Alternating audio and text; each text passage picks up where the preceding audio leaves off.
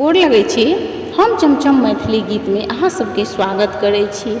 आइ हम एगो बरसाइत काल के जे बटगबनी होइया से कहै छी, तऽ अहाँ सब हमर गीत जरूर सुनब, देखब और हमर चैनल के सब्सक्राइब, वीडियो के लाइक जरूर कऽ देबै।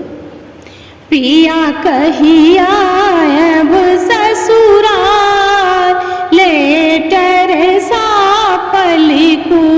पिया कहिया आयब ससुराल, लेटर साफ लिखू।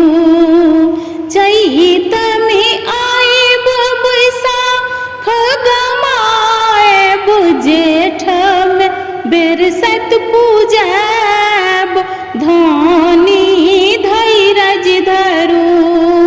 जेठ में बरसत पूजब, धानी धैर्य धरू।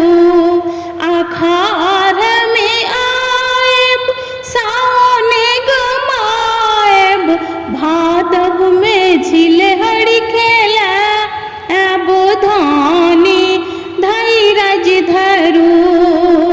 भादव में झिलहरी खेलब, धानी धैर्य धरू।